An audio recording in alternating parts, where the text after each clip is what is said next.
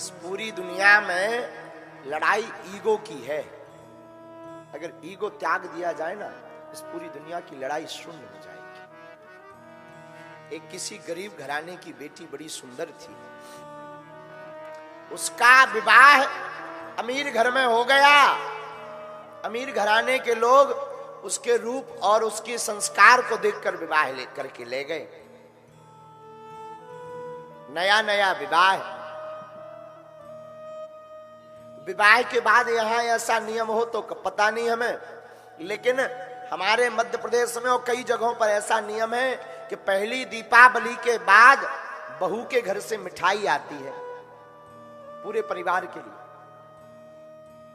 राजस्थान में भी ऐसा नियम है। तो जब विवाह हो गया, गरीब घराने की बेटी अपनी मां को फोन लगा के कहती, मां और दीपावली आ गई, क्या विचार है? मां कहती, बेटा जितना रुपया था सब लगा दिया, कर्जा से लेकर लगा दिया। बिटिया अब 1000 रुपया भी हमारे पास नहीं है, पर तेरे पिता ने 5 किलो मिठाई का बंदोबस्त किया है। बेटा तेरे पिता ने अपने कपड़े नहीं लिए, पर 5 किलो मिठाई का बंदोबस्त किया है। पूरी शादी में फटा हुआ कुर्ता पहने रहा तेरा पिता, पर 5 किलो मिठाई जरूर भेजेंगे। बेटी कहती, मां मत भेजना, 5 किलो मिठाई में लोग हमारी हंसी करेंगे मां, कि बहू के घर से इतनी मिठाई केवल आई। मैं मना कर दूंगी, मैं कह दूंगी कोई आने वाला नहीं है, मिठाई तो है, मैं झूठा बोल दूंगी मां, पर आप मत भेजना। मां ने कहा, नहीं बेटा, नेंग है, नियम है, पालन तो करना होगा। बहू ने, उस बेटी ने फोन रख दिया। इधर दीपावली आई, दूसरे दिन सासू मां ने पूरे रिश्तेदारों को बुला लिया कि बहू के घर से मिठाई आई है। कम से कम 100 रिश्तेदार, पड़ोसी को बुला लिया, मामा को बुला लिया, ताऊ को बुला लिया, चाची को बुला लिया, फूफा को बुला लिया, आओ आओ आओ, हमारी बहू के घर से मिठाई आई है दिवाली की।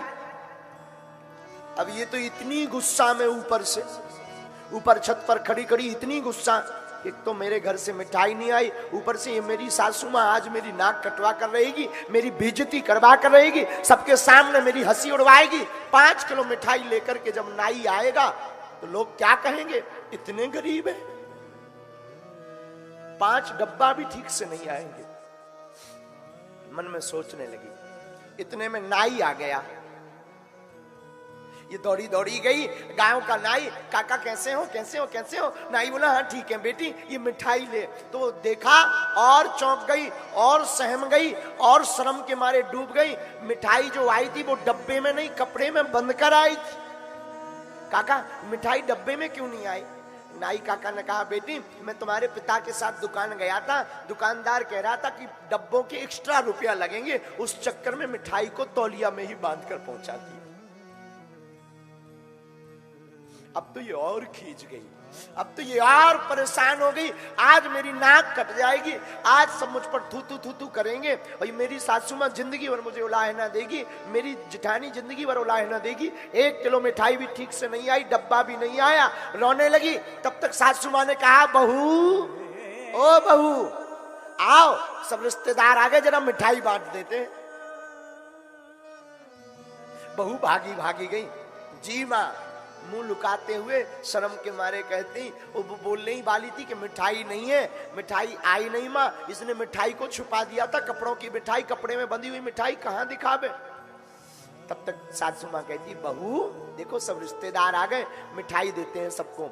इतने में नौकर चाकर कमरे से मिठाई के डब्बे ले लेकर के निकले। 200 डब्बों की मिठाई आई, बहू के हाथों सबसे बंटवाए। बहू चौंक गई,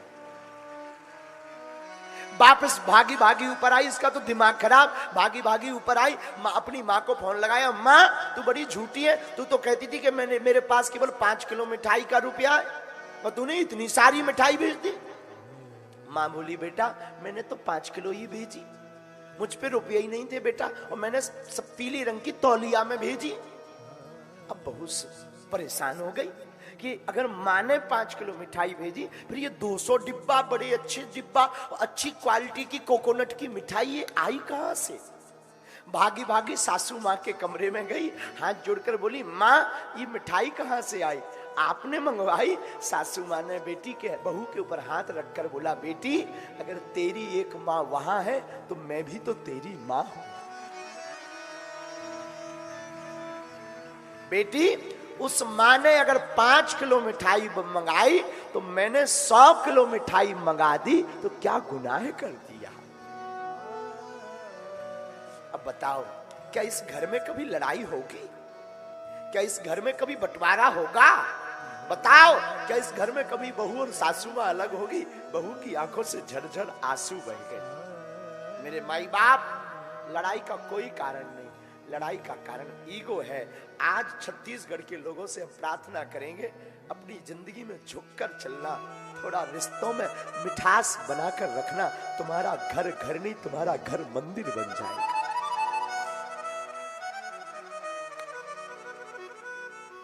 घर मंदिर हो जाएगा। मेरे माई बाप, बेटियां बोझ नहीं है, बेटियां भगवान का वरदान है। क्या है? बेटियां वरदान है। जिनके घर पर बेटियां होती वो भाग्यशाली होती। कभी उस माँ से पूछना जिसकी बेटी की विदा होती,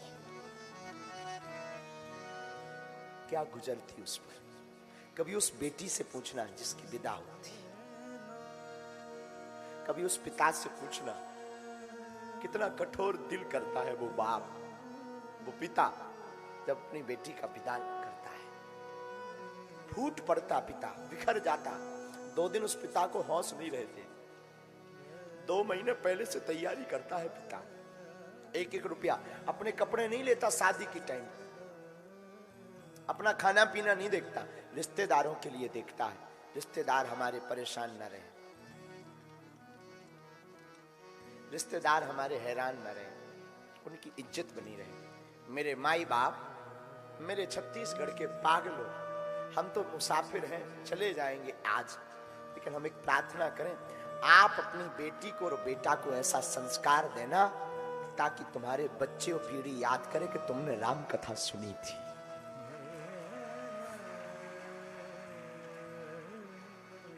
वरना तुम्हारी कथा सुनना किसी काम की नहीं है, किसी काम की नहीं, किसी काम की नहीं मेरे माई बाप। इसलिए मेरे साधु, बेटियां वरदान है भगवान का।